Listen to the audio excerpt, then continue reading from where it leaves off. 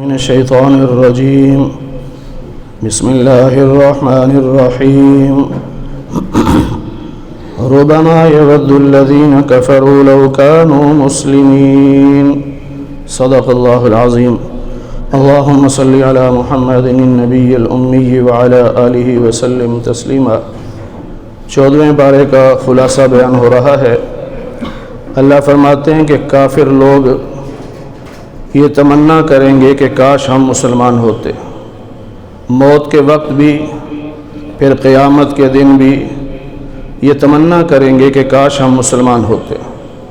اللہ فرماتے ہیں ان کو ان کے حال پہ چھوڑ دو، یہ دنیا میں تھوڑا بہت فائدہ اٹھا لیں، لمبی لمبی امیدیں باندھ لیں، ان قریب ان کو حقیقت پتہ چل جائے گی۔ اللہ فرماتے ہیں کہ ہر بستی کے لیے ہم نے اسے جب ہلاک کیا تو لوح محفوظ میں اس کا وقت ہم نے لکھا ہوا تھا، اس وقت سے نہ پہلے عذاب آتا ہے نہ بعد میں آتا ہے۔ کافروں نے نبی پاک صلی اللہ علیہ وسلم کے بارے میں کہا کہ انک لمجنون، کہ آپ پر جنات کا اثر ہے۔ اس پہ اللہ نے فرمایا کہ نبی پاک صلی اللہ علیہ وسلم پر جنات کا اثر نہیں ہے۔ قرآن کریم کے بارے میں اللہ نے فرمایا کہ ہم نے اسے نازل کیا ہے، ہم ہی اس کی حفاظت کریں گے۔ پھر اللہ تعالیٰ نے کافروں کو ان کے اس اشکال کا جواب دیا جو ہر دور کا کافر کہتا تھا کہ جب ہم مر جائیں گے، مٹی ہو جائیں گے، دوبارہ کیسے زندہ ہوں گے۔ اللہ فرماتے ہیں کہ دیکھو ہم نے آسمان میں ستارے بنائے، اور پہلے آسمان پر ستارے بنائے جن کو دیکھ کر لوگ خوش ہوتے ہیں، اور ہم نے آسمانوں کو شیاطین مردود سے محفوظ کر دیا ہے کہ اب وہ کوئی بات جنات جو ہیں وہ سن نہیں سکتے، اگر وہ سن کر واپس آئیں تو شہاب ثاقب، شہاب مبین، یعنی ایک ستارہ ٹوٹ کر اسے لگتا ہے اور اسے جلا کر راکھ کر دیتا ہے۔ یہ قرآن کریم میں اور بھی کئی مقامات پہ یہ بات آئے گی کہ نبی پاک صلی اللہ علیہ وسلم کی ولادت سے پہلے جنات آسمانوں کے بالکل قریب چلے جاتے تھے اور وہاں فرشتوں کی باتیں سنتے اور آ کر نجومیوں کو بتا دیتے کہ یہ کچھ ہونے والا ہے، نجومی پیشن گوئیاں کر دیتے۔ اب ظاہری بات ہے اللہ نے فرشتوں کے ذمے وہ کام لگا دیا تھا تو وہ تو ہونا تھا، تو وہ باتیں سچ ہو جاتی تو لوگ نجومیوں پر یقین رکھتے کہ جو یہ پیشن گوئی کرتے ہیں وہ بالکل صحیح کرتے۔ جب نبی پاک صلی اللہ علیہ وسلم پیدا ہوئے، دنیا میں تشریف لائے، تو اب جنات کا آسمانوں پہ جانا روک دیا گیا۔ اب اللہ نے آسمان سے کافی نیچے فرشتے بطور چوکیدار کھڑے کر رکھے ہیں۔ اگر کوئی جن اتنا طاقتور ہو یا اتنا شرارتی ہو کہ وہ فرشتوں سے بھی بچ بچا کے نکل جائے تو وہ آسمان کے قریب جا کے جب باتیں سنتا ہے تو واپسی پر اللہ تعالیٰ نے ایسا سسٹم بنا رکھا ہے کہ ایک ستارہ ٹوٹتا ہے، اسے لگتا ہے اور اسے وہیں پر ختم کر دیتا، یعنی اب وہ باتیں سن کے واپس زمین پر نہیں آ سکتے۔ اسی طرح اللہ فرماتے ہیں کہ ہم نے زمین کو بچھایا، اس میں پہاڑ بنائے اور ہر چیز ہم نے اگائی ہے، اس میں تمہارا رزق ہے، اور ان کے لیے بھی رزق ہے جن کو تم رزق نہیں دیتے، اور اللہ کے پاس ہر چیز کے خزانے موجود ہیں۔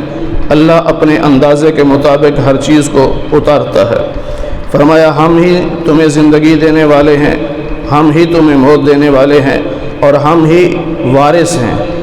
آج تو وراثت چل رہی ہے، لیکن جب قیامت قائم ہوگی تو کوئی بھی زندہ نہیں رہے گا، تو ساری زمین کے وارث اللہ ہی ہوں گے۔ پھر اللہ نے آدم علیہ السلام کی تخلیق کا واقعہ بیان فرمایا کہ جب فرشتوں کو حکم دیا کہ سجدہ کرو تو سب نے سجدہ کیا، لیکن شیطان مردود نے سجدہ نہیں کیا۔ یہ واقعہ پہلے پارے میں بھی گزر چکا ہے، 8ویں پارے میں بھی تفصیل کے ساتھ گزر چکا ہے۔ تو شیطان نے چیلنج دیا تھا کہ اللہ میں ان بندوں کو گمراہ کروں گا، لیکن ساتھ ہی اس نے یہ کہہ دیا تھا الا عبادک منہم المخلصین، اے اللہ جو تیرے بندے مخلص ہوں گے، جن کو تو نے چنا ہوگا، ان پر میرا وار نہیں چلے گا۔ پھر اللہ فرماتے ہیں کہ متقی جو لوگ ہیں ان کے لیے ہم نے باغات اور چشمے بنائے ہیں، سلامتی کے ساتھ وہ جنت میں داخل ہوں گے، اور جنت میں داخلے سے پہلے ان کے سینوں میں جو ایک دوسرے کے بارے میں کدورت یا نفرتیں ہوں گی وہ سب نکال لی جائیں گی، اور جب وہ جنت میں پہنچ جائیں گے نہ وہاں انہیں کوئی تھکاوٹ ہوگی نہ وہاں سے انہیں نکالا جائے گا۔ اللہ نے فرمایا کہ میرے بندوں کو خبر دے دو کہ اللہ بہت بخشنے والا اور رحم کرنے والا ہے، لیکن اگر کوئی توبہ نہ کرے تو بتا دو کہ میرا عذاب بھی بڑا سخت ہے۔ پھر حضرت ابراہیم علیہ السلام کا واقعہ بیان ہوا، جس میں فرشتے آئے تھے، انہوں نے آپ کو بیٹے کی خوشخبری سنائی تھی، اور اس کے بعد قوم لوط کے پاس وہ فرشتے گئے تو ان کے جو حالات بیان ہوئے پہلے یہ گزر چکے ہیں۔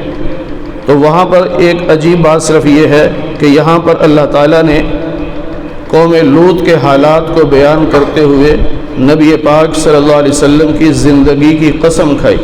فرمایا لعمرک، اے میرے محبوب تیری عمر کی قسم، تیری زندگی کی قسم، انہم لفی سکرتہم یعمہون، وہ لوگ اپنے نشے میں اندھے ہوئے پڑے تھے، بھٹکے ہوئے تھے، وہ نبی کی بات بھی نہیں مانتے تھے۔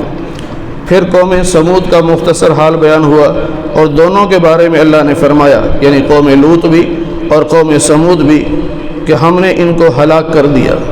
پھر اللہ نے قرآن کریم کے بارے میں فرمایا کہ وَلَقَدْ آتَيْنَاكَ سَبْعًا مِّنَ الْمَثَانِي، ہم نے 7 وہ آیتیں آپ کو دی ہیں جو مثانی ہے۔ مثانی کا معنی ہوتا ہے جس کو بار بار پڑھا جائے، یعنی سورہ فاتحہ کی 7 آیات جس کو ہر نماز کی ہر رکعت میں پڑھا جاتا ہے۔ وَالْقُرْآنَ الْعَظِيمِ، اور قرآن عظیم بھی ہم نے آپ کو دیا ہے۔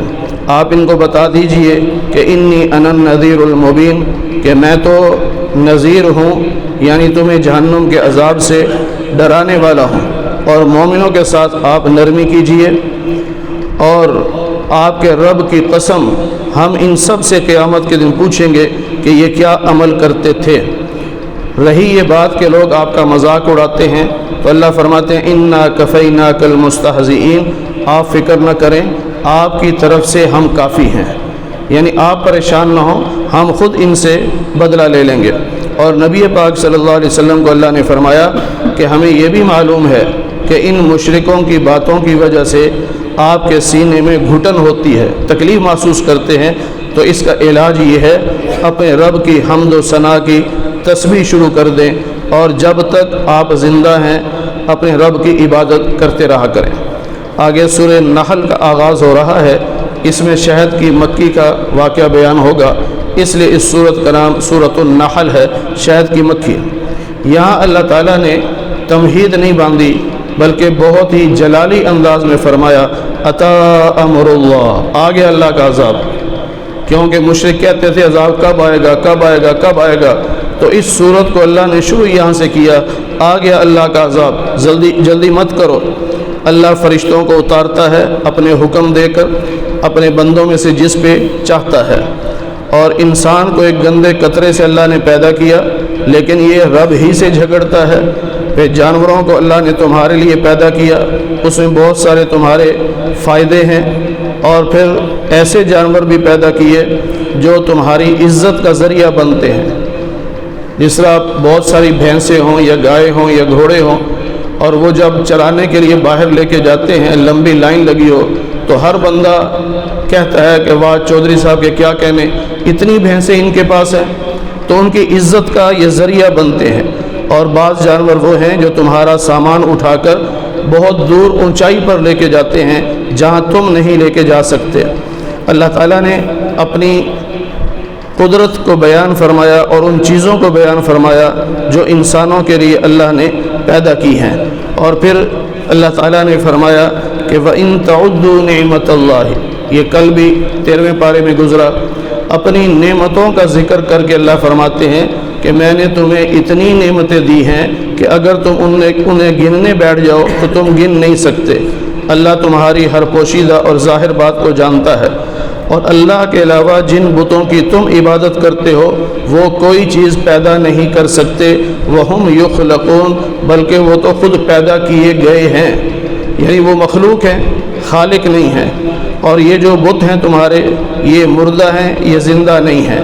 اور انہیں یہ بھی پتہ نہیں کہ قیامت کے دن کب واقع ہوگا اور یہ کب اٹھائے جائیں گے۔ اس آیت کو پڑھ کر بعض لوگ نبیوں پر بھی یہ فتویٰ لگاتے ہیں کہ نعوذ باللہ اموات، نبی بھی مردہ ہیں، وہ زندہ نہیں ہیں۔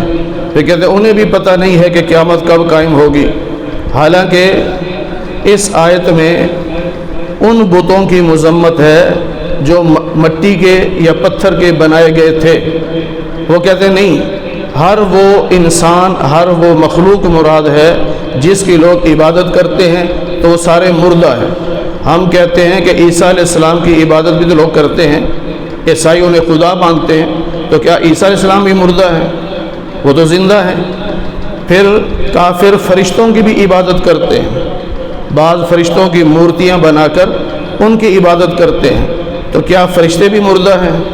جب فرشتے مردہ نہیں، عیسیٰ علیہ السلام بھی مردہ نہیں، تو پھر نبی پاک صلی اللہ علیہ وسلم نے جو وضاحت فرمائی ہے کہ الانبیاء احیاء فی قبورہم یصلون، کہ تمام انبیاء اپنی اپنی قبروں میں زندہ ہیں، وہ نماز بھی پڑھتے ہیں، تو اس عقیدے کو مانو اور اس آیت کو کافروں کے بتوں پر فٹ کرو، نبیوں پر فٹ نہ کرو۔ پھر اللہ فرماتے ہیں الہکم الہ واحد، تمہارا خدا ایک اللہ ہے۔ پس جو لوگ آخرت پر ایمان نہیں رکھتے وہ تکبر کرتے ہیں اور ان باتوں کو نہیں مانتے۔ پھر اللہ نے بتایا کہ جب میں وحی بھیجتا ہوں تو کافروں سے جب پوچھا جاتا ہے کہ اللہ نے کیا وحی بھیجی، تو وہ کہتے ہیں جی پرانے لوگوں کے قصے کہانیاں ہیں اور کچھ بھی نہیں ہے، اور قیامت کے دن ان لوگوں کو ذلیل کیا جائے گا اور ان کے جو بت ہوں گے ان کے بارے میں پوچھا جائے گا۔ تو اہل علم جو ہوں گے وہ تو کہہ دیں گے کہ آج ذلت اور رسوائی ہے کافروں کے لیے، اور ان کافروں کی جب موت کا وقت آئے گا تو اس وقت یہ فرشتوں سے کہیں گے کہ ہم تو برے کام نہیں کرتے تھے، نہ ہم شرک کرتے تھے نہ کفر کرتے تھے، لیکن ان سے کہا جائے گا کہ تم جہنم میں چلے جاؤ، ہمیشہ جہنم میں رہو، کیونکہ تکبر کرنے والوں کا ٹھکانہ جہنم ہے۔ جو متقی لوگ ہیں یعنی صحابہ کرام تھے، ان سے جب پوچھا جاتا کہ اللہ نے کیا نازل کیا تو وہ کہا کرتے تھے خیرا، اللہ نے بہت عمدہ کلام نازل کیا ہے، بھلائی نازل کی۔ تو اللہ فرماتے ہیں کہ ایسے نیک لوگوں کے لیے دنیا میں بھی بھلائیاں ہیں اور آخرت میں بھی بھلائیاں ہیں۔ ان کو جنت ملے گی جو ہمیشہ کی ہوگی، یہ جنت میں داخل ہوں گے، وہاں نہریں جاری ہوں گی، اور جو یہ چاہیں گے وہ سب کچھ ان کو ملے گا۔ اور ان کی موت کا جب وقت آتا ہے تو بڑے پاکیزہ فرشتے آتے ہیں اور وہ فرشتے آ کر ان کو سلام کرتے ہیں اور یوں کہتے ہیں ادخلوا الجنت، تم لوگ جنت میں داخل ہو جاؤ اپنے اعمال کی وجہ سے۔ پھر اللہ فرماتے ہیں کہ مشرک یوں کہتے ہیں کہ لو شاء اللہ، اگر اللہ چاہتا تو ہم بتوں کی پوجا نہ کرتے، نہ ہمارے باپ دادا کرتے، اور نہ حلال چیزوں کو ہم اپنے اوپر حرام کرتے۔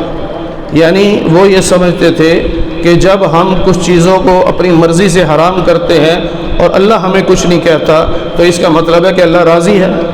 جب آپ بتوں کو سجدہ کرتے ہیں اللہ ہمیں کچھ نہیں کہتا تو اس کا مطلب ہے کہ اللہ ہم سے راضی ہے۔ مطلب یہ نہیں ہے، یہ ان کی سوچ غلط ہے، کیونکہ اللہ تعالیٰ انسانوں کو دونوں راستے دکھا دیتا ہے کہ یہ جنت کا راستہ، یہ جہنم کا راستہ۔ فَأَلْهَمَهَا فُجُورَهَا وَتَقْوَاهَا، دونوں راستے دکھا دیے۔ اب انسان تیری مرضی ہے تو کس راستے پہ چلتا ہے۔ اللہ ڈکٹیٹر نہیں ہے کہ تو غلط کام کرے فوراً تو یہ ڈنڈا مارے کہ خبردار یہ نہیں کرنا۔ اللہ زبردستی کسی کو گناہ سے روکتا بھی نہیں اور زبردستی کسی سے عبادت بھی نہیں کرواتا۔ اللہ تو دونوں راستے دکھا کر اختیار دیتا ہے۔ پھر اللہ تعالیٰ فرماتے ہیں کہ یہ بڑی پکی قسمیں کھاتے ہیں اللہ کے نام کی کہ لا یبعث اللہ من یموت، کہ جو ایک دفعہ مر گیا اب اسے دوبارہ زندہ نہیں کیا جائے گا۔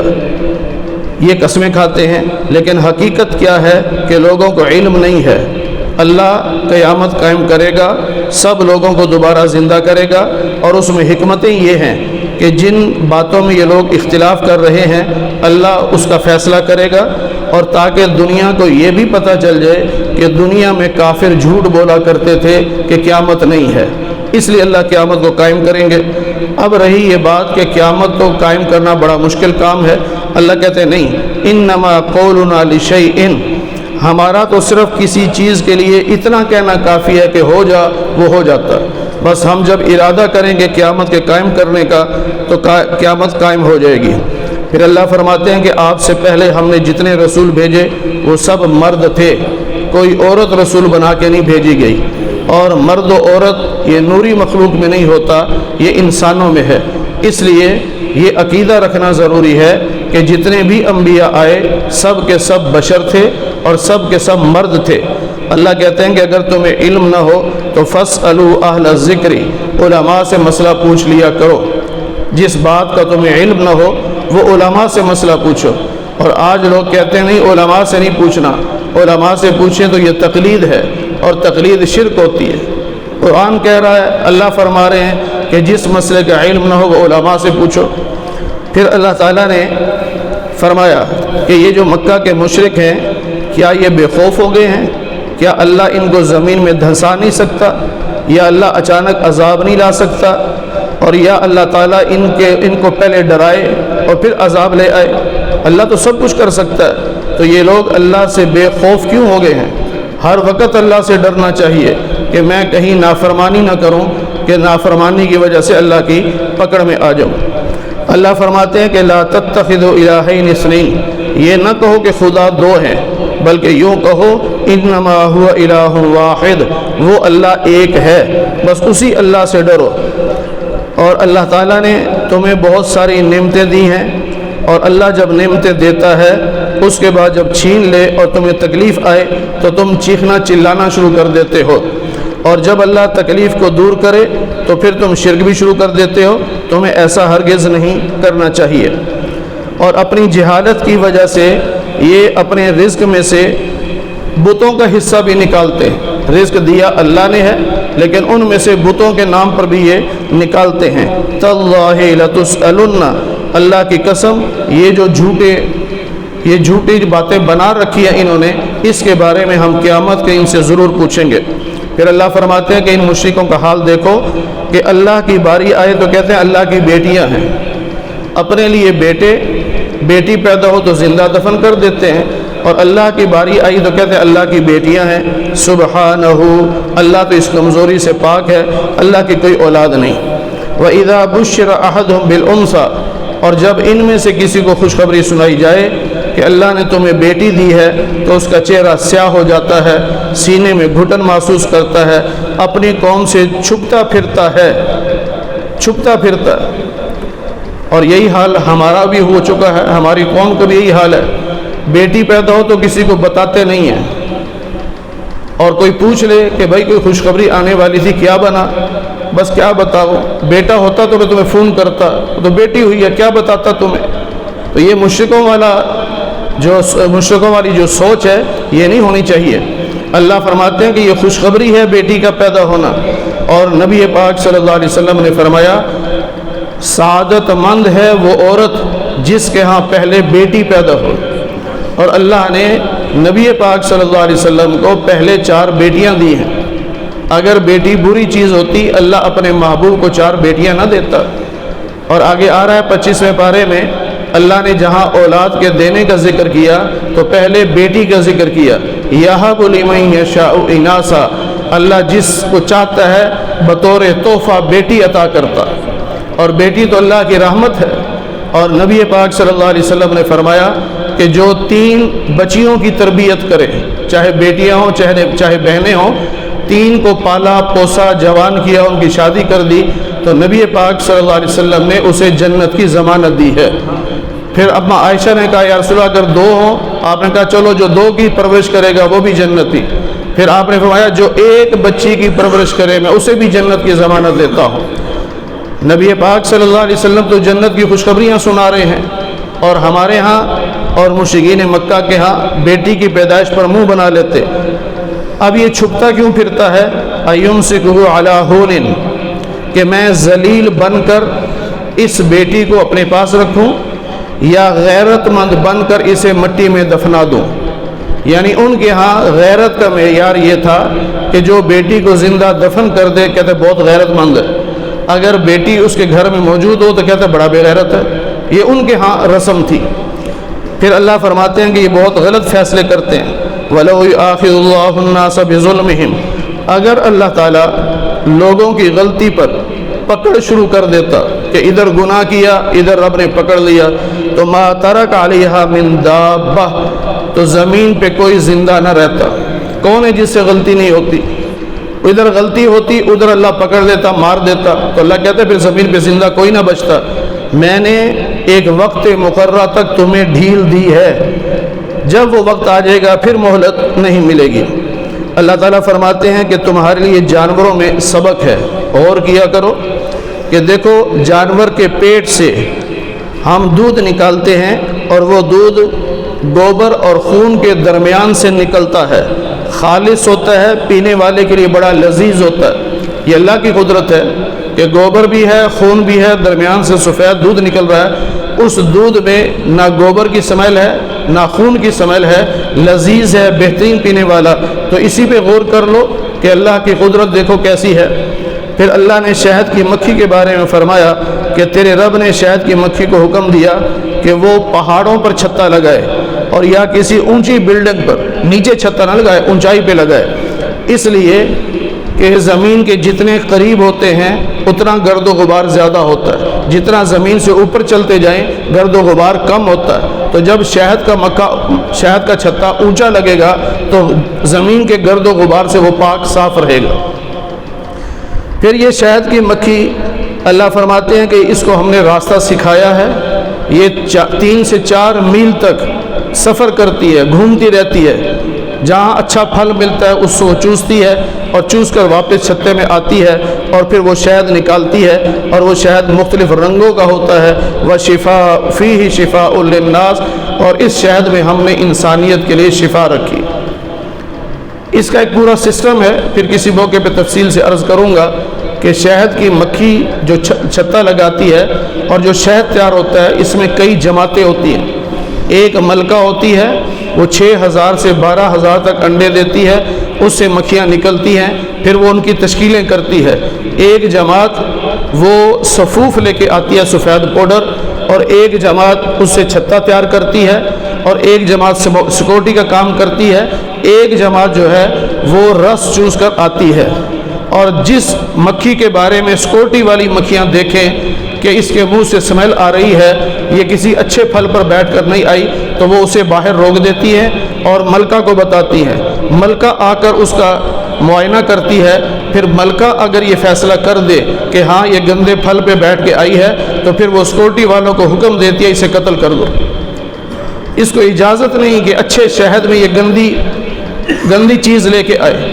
پھر یہاں ایک اور عجیب بات یہ ہے، ایک اللہ کے ولی نے شہد کی مکھی سے پوچھا، یہ کرامت ہے، اور اہل سنت والجماعت کے ہاں کرامت برحق ہے۔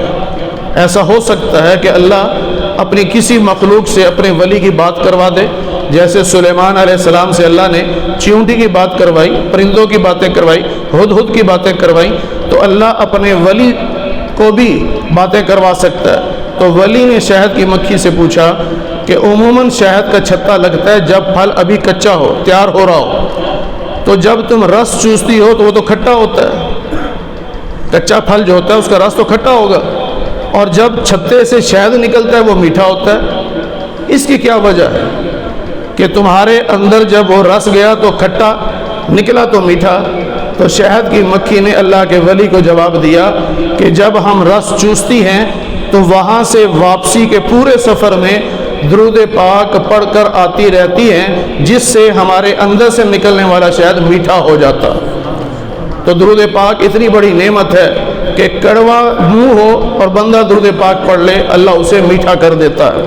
پھر اللہ تعالیٰ نے مزید انعامات کا ذکر کیا، فرمایا اللہ نے تمہیں پیدا کیا، اللہ تمہیں موت دے گا، اور تم میں سے بعض لوگوں کو اللہ نکمی عمر تک پہنچا دیتا ہے۔ ارذل العمر، لمبی عمر ہو جاتی ہے کہ بندے کے ہوش و حواس ٹھکانے نہیں رہتے، یادداشت جواب دے جاتی ہے۔ پھر اللہ نے فرمایا کہ تم ہی میں سے اللہ نے تمہاری بیویاں بنائیں، پھر تمہاری بیویوں سے تمہیں بیٹے دیے، پھر بیٹوں سے اللہ نے پوتے دیے، پھر تمہیں حلال کا رزق دیا۔ تو تم شرک پر ایمان رکھتے ہو، یعنی بتوں کی پوجا کرتے ہو اور اللہ کی نعمتوں کی ناشکری کرتے ہو، ایسا نہ کیا کرو۔ پھر اللہ نے شرک کی مثال دے کے سمجھایا فرمایا ایک آدمی ہے، اس کے پاس ایک غلام ہے جو کسی بات پر قدرت نہیں رکھتا، غلام کے اختیار تو کچھ ہوتا نہیں، اور ایک آزاد آدمی ہے جس کو ہم نے بہترین رزق دیا ہے، اب وہ جیسے چاہتا ہے خرچ کرتا ہے۔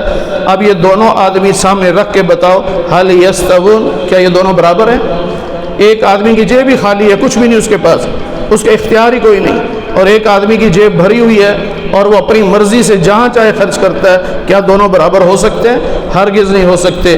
پھر دوسری مثال دے کے فرمایا کہ دو آدمی ہیں، ایک آدمی جو ہے وہ گونگا بہرا ہے، تو وہ تو اپنے مالک پر بوجھ ہے، گونگا بہرا ملازم ہو، وہ اس کو کام کے لیے بھیجتا ہے، وہ الٹا کر کے آ جاتا ہے، اور ایک وہ ہے جو بالکل صحیح سالم ہے اور عدل اور انصاف کے مطابق وہ کام کرتا ہے، تو کیا یہ دونوں برابر ہو سکتے ہیں؟ ہرگز برابر نہیں ہو سکتے۔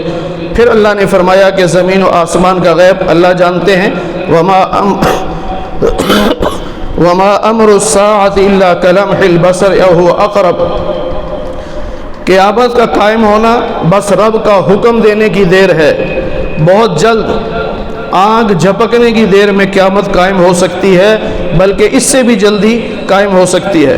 اللہ نے تمہیں ماؤں کے پیٹوں سے نکالا، تم کچھ نہیں جانتے تھے، پھر اللہ نے تمہیں سننے کی، دیکھنے کی، سوچنے کی صلاحیتیں دی، تو تمہیں چاہیے اپنے رب کا شکر ادا کرو۔ پھر قیامت کا نقشہ کھینچتے ہوئے اللہ فرماتے ہیں کہ قیامت کے دن ہر امت میں سے ایک گواہ کو ہم اٹھائیں گے۔ یہ دوسرے پارے میں بھی گزر چکا ہے، 5ویں پارے میں گزر چکا کہ قیامت کے دن اللہ نبیوں کو کھڑا کریں گے، ہر نبی سے پوچھیں گے کہ میرا پیغام میرے بندوں تک پہنچایا تھا کہ نہیں؟ نبی کہیں گے اللہ پہنچا دیا، اور کافر کہیں گے کہ نہیں پہنچایا۔ تو اللہ نبیوں سے کہیں گے کہ کوئی گواہ ہے تمہارے پاس؟ تو سارے نبی کہیں گے کہ ہمارے گواہ امت محمدیہ ہے۔ پھر ہم لوگ گواہی دیں گے کہ اللہ آپ کے نبی سچ کہتے ہیں یا کافر جھوٹ بولتے ہیں۔ پھر کافر ہم پہ جرا کریں گے کہ تم تو پیدا بھی نہیں ہوئے تھے جب یہ نبی آئے تھے، تم نے گواہی کیسے دے دی؟ تو ہم کہیں گے ہمارے نبی پاک صلی اللہ علیہ وسلم نے ہمیں بتایا تھا کہ دنیا میں 1,24,000 انبیاء آئے، سب کے سب سچے تھے، سب نے اللہ کا پیغام اللہ کے بندوں تک پہنچایا۔ اب اللہ تعالیٰ نبی پاک صلی اللہ علیہ وسلم سے پوچھیں گے، تو نبی پاک صلی اللہ علیہ وسلم فرمائیں گے کہ بے شک میں نے اپنی امت کو بتایا تھا۔ اس کے بعد فیصلہ نبیوں کے حق میں ہوگا۔ تو اس رکوع میں اسی چیز کا ذکر ہے کہ ہر امت میں سے ایک گواہ یعنی نبی کو کھڑا کریں گے۔ وَجِئْنَا بِكَ، نبی علیہ السلام کو اللہ فرما رہے ہیں پھر ہم آپ کو لے کے آئیں گے بطور گواہ ان سب کے حق میں، یعنی نبیوں کے حق میں ہم آپ کو پھر بطور گواہ لے کے آئیں گے۔ ان اللہ یأمر بالعدل والاحسان، اللہ حکم دیتا ہے عدل کا، نیکی کا، قریبی رشتہ داروں کو مال دینے کا، بے حیائی سے روکتا ہے، ناجائز کاموں سے روکتا ہے، بغاوت سے اللہ روکتا ہے۔ اور اس میں اللہ تعالیٰ نے قسم کھا کر قسم کے توڑنے سے منع کیا ہے۔ قسم کھا کے توڑو نہیں، یعنی کسی لالچ کی وجہ سے قسم نہ توڑو، اور وعدہ کر کے وعدہ خلافی نہ کرو۔ پھر اللہ نے اس کی مثال دے کے سمجھایا کہ اس کی مثال یوں ہے کہ جیسے ایک عورت صبح چرخہ رکھے، سارا دن چرخہ چلا کے وہ دھاگا کا پنہ بنائے، اور شام کو خود ہی چھری سے اسے کاٹ دے، تو جو قسم کھا کے قسم توڑ دیتا ہے وہ اس عورت کی طرح پاگل آدمی ہے۔ پھر اللہ فرماتے ہیں کسی لالچ میں آ کر قسم کو نہیں توڑنا۔ لالچ میں آ کے کیا کر لو گے؟ دنیا کا کتنا فائدہ اٹھا لو گے؟ یاد رکھو اللہ کے پاس جو کچھ ہے وہ باقی رہنے والا ہے، اور دنیا کی ہر چیز فنا ہونے والی ہے۔ ہم اگر قسم کھا کے کسی سے پیسہ لے کے قسم توڑ دیں گے یا وعدہ خلافی کر دیں گے تو پیسے کب تک استعمال کریں گے؟ پیسے ختم ہو جائیں گے یا ہم ختم ہو جائیں گے۔ لیکن اگر ہم قسم پہ قائم رہے تو قیامت کے اللہ تعالیٰ جو ثواب دے گا وہ ہمیشہ ہمیشہ کا ثواب ہوگا۔ اللہ فرماتے ہیں من عامل صالحا، جس نے نیک کام کیے چاہے وہ مرد ہو یا عورت، شرط یہ ہے کہ مومن ہو، تو فَلَنُحْيِيَنَّهُ حَيَاةً طَيِّبَةً، ہم انہیں پاکیزہ زندگی عطا کریں گے۔ اللہ تعالیٰ نے قرآن کریم کی تلاوت کے آداب میں سے ایک ادب یہ بیان کیا فَإِذَا قَرَأْتَ الْقُرْآنَ، جب تم قرآن کی تلاوت کا آغاز کرو تو فَاسْتَعِذْ بِاللَّهِ، تو اعوذ باللہ من الشیطان الرجیم پڑھ دیا کرو۔ شیطان کا روب یا شیطان کا اختیار مومنوں پہ نہیں چلتا، اس کا تو ان لوگوں پہ چلتا ہے جو شرک کرتے ہیں۔ پھر اللہ تعالیٰ نے ایک واقعہ بیان فرمایا، اس کے حالات بیان فرمائے۔ مکہ میں جو صحابہ تھے ان صحابہ کو کافروں نے گھیر لیا. کچھ صحابہ تھے جن میں حضرت عمار تھے، حضرت یاسر تھے، حضرت سمیہ تھی، حضرت خبیب تھے. تو کافروں نے گھیر لیا. کافروں نے حضرت یاسر سے پہلے کہا کہ تم اسلام سے انکار کرو ورنہ قتل کر دیں گے. ان کا جو مرضی کر لو، میں اسلام نہیں چھوڑ سکتا. انہوں نے حضرت یاسر کو شہید کر دی. اسلام کے سب سے پہلے شہید حضرت یاسر رضی اللہ تعالیٰ عنہ. اب ان کی بیوی حضرت سمیہ، ان سے کہا کہ تم کلمہ چھوڑ دو، کافر ہو جاؤ. اسے کہا میں تو نہیں کلمہ چھوڑتی. تو ان ظالموں نے کیا کیا، ان کو زمین پہ لٹا کر 2 اونٹ کھڑے کیے، ایک کا رخ ایک طرف دوسرے کا دوسری طرف، اور ان اونٹوں کے پاؤں کے ساتھ رسی باندھ کر ان کی ٹانگیں باندھ دی اور اونٹوں کو چلایا. اب اونٹ تو طاقتور ہوتا ہے. جب دونوں اونٹ مخالف سمت میں چلے، انہوں نے درمیان میں برچھا مارا. حضرت سمیہ کے جسم کے 2 ٹکڑے ہو گئے، لیکن انہوں نے اسلام نہیں چھوڑا. اب جب یہ حالات باقی صحابہ نے دیکھے تو پریشان ہو گئے. حضرت عمار جو حضرت یاسر کے بیٹے تھے، حضرت سمیہ کے بیٹے تھے، ماں اور باپ کے ساتھ یہ ظلم دیکھا تو انہوں نے کلمہ کفر کہہ دیا جان بچانے کے لیے. اب جب واپس آئے تو نبی پاک صلی اللہ علیہ وسلم کو بتایا کہ یا رسول اللہ صلی اللہ علیہ وسلم، ہم نے تو ایسا کیا. آپ نے پوچھا دل میں ایمان تھا؟ انہوں نے کہا جی دل میں ایمان تھا. جان بچانے کے لیے زبان سے کلمہ کفر کہا. اس پہ اللہ نے یہ آیت اتاری اور فرمایا کہ من کفر باللہ من بعد ایمانہ، ایمان لانے کے بعد جس نے اللہ کے ساتھ کفر کر لیا لیکن مجبوراً کیا، وقلبہ مطمئن بالایمان، جبکہ اس کا دل ایمان پر مطمئن تھا، تو پھر ایسوں کو ہم کچھ بھی نہیں کہیں گے، یعنی ان کا یہ گناہ شمار نہیں ہوگا. لیکن جو دل میں بھی کفر رکھتا ہے اور زبان سے بھی کفر کہہ رہا ہے، اس پر اللہ کا غضب ہوگا. پھر اللہ تعالیٰ نے فرمایا کہ دیکھو ایک بستی ایسی تھی کہ جو بہت امن سے رہ رہی تھی، ہر طرف سے رزق آ رہا تھا، نہ انہیں کوئی خوف تھا نہ رزق کی تنگی تھی، لیکن انہوں نے اللہ کی نعمتوں کی ناشکری کی تو اللہ نے بھوک مسلط کر دی اور خوف مسلط کر دیا. یہاں سے اللہ نے سبق دیا ہے کہ اللہ کی نعمتوں کی ناشکری نہ کیا کرو وگرنہ پھر اللہ کی پکڑ آئے گی. اللہ فرماتے ہیں ان کے پاس انہی میں سے رسول آئے. علماء نے لکھا کہ اس بستی سے مراد مکہ مکرمہ ہے. تو انہوں نے اس نبی کو جھٹلا دیا، پھر اللہ کا عذاب آیا ان پر. اللہ فرما رہے ہیں کہ کلوا مما رزقکم اللہ، اللہ کا دیا ہوا رزق کھاؤ جو حلال ہے، طیب ہے، اور اللہ کی نعمتوں پر اللہ کا شکر بھی ادا کیا کرو.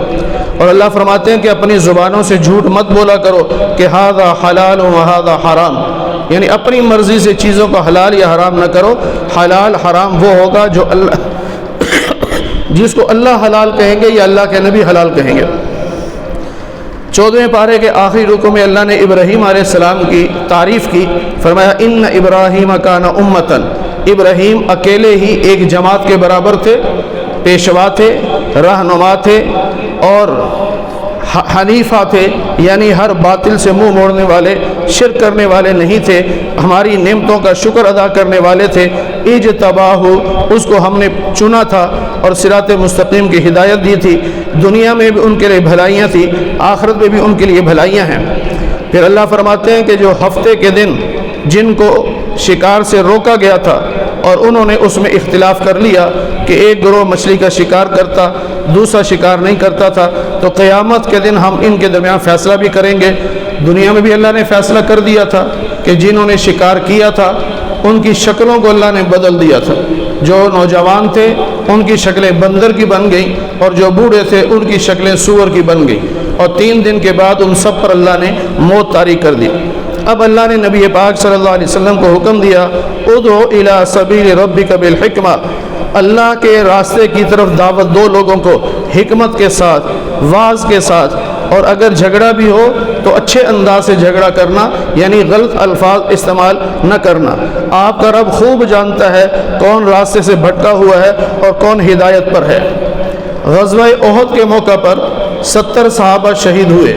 ان میں نبی پاک صلی اللہ علیہ وسلم کے چچا حضرت حمزہ رضی اللہ تعالی عنہ وہ بھی شہید ہوئے. آپ نے فرمایا سید الشہداء، حمزہ جو ہے یہ شہداء کے سردار ہیں. اور جب آپ نے ان کی میت کو دیکھا تو بہت پریشان ہوئے کہ آپ کا سینہ چیرا ہوا تھا، ناک کاٹا ہوا تھا، کان کاٹے ہوئے تھے، تو آپ کو بہت صدمہ ہوا، آپ روئے بھی بہت۔ اس وقت آپ نے یہ کہا کہ اگر یہ کافر میرے قبضے میں آ گئے تو 70 کافروں کا یہی حال کروں گا جو میرے چچا کا ہوا۔